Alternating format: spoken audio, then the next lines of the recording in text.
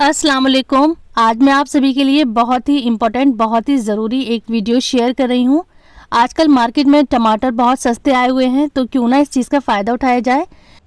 तो आज मैं शेयर करूँगी कि किस तरह से मैं टमाटर को सेव करती हूँ, तो वो सब कुछ आपको बताऊँगी। और आगे रमज़ान भी आ रहे हैं, तो रमज़ान की ये एक तरह की प्रिपरेशन भी हो जाएगी। और रमज़ान नहीं भी हो तो इसको आप सेव कर लीजिए, क्योंकि टमाटर अब आगे बहुत महंगे होने वाले हैं।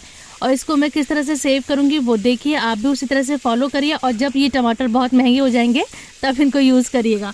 तो पहले टमाटर को अच्छी तरह से हम धो लेंगे। यहाँ पे पहले मैंने इनको पानी में रख दिया था, 2 से 3 इनका पानी निकाल दिया था। फिर उसके बाद मैंने एक एक को बहुत अच्छी तरह से धो लिया है, बिल्कुल उसको साफ़ कर लिया है। अब मैं इसको कट करूँगी। तो मैं यहाँ पर बना रही हूँ टमाटो की प्यूरी। तो यहाँ पे मैंने एक में से 2-2, 3-3 टुकड़े कर लिए हैं। ये काटना इसलिए भी ज़रूरी है कि अंदर से अगर कोई ख़राब है, कोई दाग धब्बा है, तो वो भी हम देख लेंगे। और अगर कुछ ख़राब होगा तो उसको निकाल देंगे। तो ये ख़राब होने का मतलब ये नहीं कि ये सस्ते हैं इसलिए ख़राब है। जो चीज़ ऑर्गेनिक होती है, जो चीज़ असली होती है, उसमें कुछ ना कुछ ख़राबी ज़रूर होगी। ये मेरी सास का कहना है।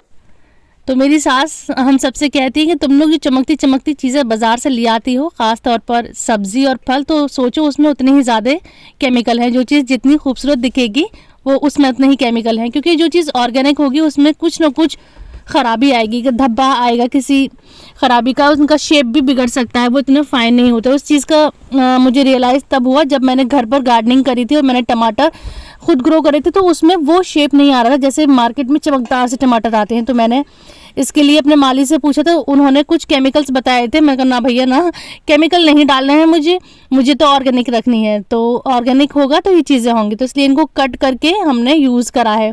तो इन टमाटरों को मैंने कट कर लिया था और उसमें मैंने 1 कप पानी डाल दिया था और इसको मैं बॉईल करूँगी 10 मिनट के लिए। ढककर मैंने 10 मिनट के लिए बॉईल करा था।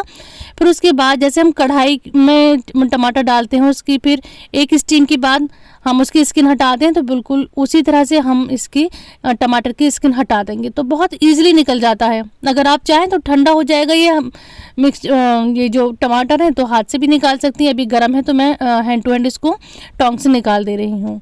बस अब इसके ज़्यादातर जो स्किन थी, जो छिलके थे, वो मैंने हटा दिए हैं। अब ये मिक्सचर थोड़ा सा ठंडा हो गया है, मैं इसको अब ग्राइंड कर लूँगी। अगर आपके पास हैंड ब्लेंडर है तो उससे कर लीजिए। मेरा ये एक्सेस में था तो मैंने मिक्सर के जार में डाल को इसको पीस लिया है, फाइन सा पेस्ट बना लेंगे।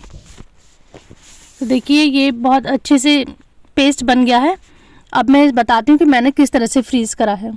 तो आपके पास जो डिश हो उसमें आप इसको डालकर इसको फ्रीज़ कर लें। तो अभी मैंने फ़िलहाल ही बेकिंग करी थी, तो मेरे पास बेकिंग के बर्तन ये बाहर ही निकले हुए थे, क्योंकि विंटर सीज़न है तो ज़रा बेकिंग चल रही थी। तो मैंने केक टिन में इसको डाल दिया और ये है कप केक का मोल्ड। तो ये तो बहुत ही यूज़फुल रहा, क्योंकि इसमें जो एक कैविटी है उसमें 1 टमाटर के बराबर प्यूरी आ गई है। तो इसका 1 पीस निकालेंगे तो वो समझ लीजिए कि 1 टमाटर का पेस्ट है। तो इसी तरह से बाकी का जो मिक्सचर था वो भी मैंने पीस लिया है।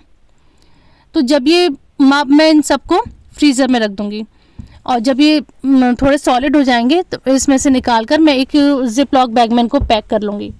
अच्छा, एक तरीका तो वो हो गया कि मैंने इस तरह से उसको एक एक क्यूब्स कह लीजिए या एक एक कपकेक का कैविटी कह लीजिए, उसमें मैंने एक एक सर्कल जमा दिया है, वो 1 टमाटर के बराबर हो गया। और अब ये मैंने थोड़े से बैग लिए हैं, तो इसमें मैं अपनी 1 सालन में जितना यूज़ होता है टमाटर, यानी 1 हंडिया में जितना मैं टमाटर डालूँगी उतने मैंने अलग अलग पोर्शन इसके बना लिए हैं।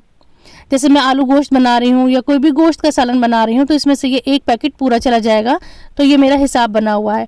आप जिस क्वांटिटी में डालती हैं, जिस पोर्शन में डालती हैं, उतना आप अलग अलग इसके पैकेट बनाकर सेव कर लीजिए। आपके पास सादा पॉलीथिन हो तो उसमें बना लीजिए, जैसे दूध के पैकेट होते हैं उसमें डाल के ऊपर से रबर बैंड लगा दें। मेरे पास जिप लॉक बैग थे तो मैंने उसमें सेव कर दिया है। और बचा हुआ मिक्सचर मैंने पूरे टिन में डाल दिया है। और जैसे ही थोड़ा सा सॉलिड होगा तो मैं इसको छोटे छोटे क्यूब्स में कट कर लूँगी और फिर इसको इन सबको मैं जिप लॉक बैग में सेव कर लूँगी। तो इस तरह से मैंने कर लिए हैं टमाटर सेव। जब टमाटर होंगे महंगे तब मैं इनको निकालूंगी। अभी फ़िलहाल इनको मैं सेव करके फ्रीज़ करके भूल जाऊंगी, और अभी जो मेरे पास फ्रेश टमाटर रखे हुए उनको मैं यूज़ करूंगी। तो देखिए ये तो हो गया 1 टमाटर का हिसाब। ये 1 पीस इसका 1 टमाटर के बराबर हो गया है। और ये मैंने अपनी हंडिया के हिसाब से बना लिया, जितना मुझे एक रेसिपी में यूज़ करना है। अच्छा, ये थोड़े से टमाटर और बचे हैं मेरे पास, इनको मैं किस तरह से यूज़ करूँगी, इनको मैं इस जिप लॉक बैग में पैक कर लूँगी और इसको भी मैं रख दूँगी फ्रीज़र में। तो ये बिल्कुल 1.5-2 महीने कहीं भी ख़राब नहीं होने वाले हैं। और ये बैग की क्वालिटी इतनी अच्छी है, बहुत ही हैवी है और इनकी जो लॉक है वो भी बहुत अच्छा है। मैं बहुत टाइम से इन्हें यूज़ कर रही हूँ, मतलब यही वाला बैग नहीं, एक पैकेट में बहुत सारे पाउच निकले थे।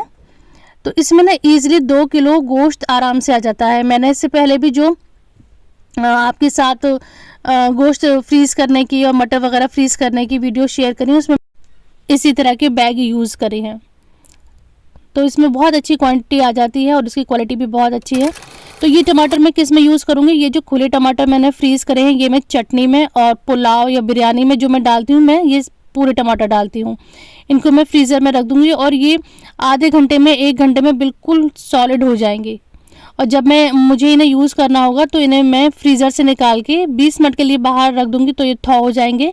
फिर मैं इसकी चटनी बना लूँगी, पुलाव बना लूँगी, बिरयानी बना लूँगी। और ये प्यूरी भी मैंने आपको सेव करने का तरीका बता दिया है। तो इस तरह से मैंने सेव कर लिए हैं टमाटर। आप बताइएगा आपको कौन सा ये तरीका अच्छा लगा। और ये इस तरह से आप तैयारी कर सकती हैं रमज़ान की भी, और वैसे भी आप अपने इसको सेव करके रख लीजिए। आई होप कि ये वीडियो आपको अच्छी लगी होगी। वीडियो अच्छी लगी है तो वीडियो को लाइक करिए, चैनल को सब्सक्राइब करिए। Thanks for watching. अल्लाह हाफिज़।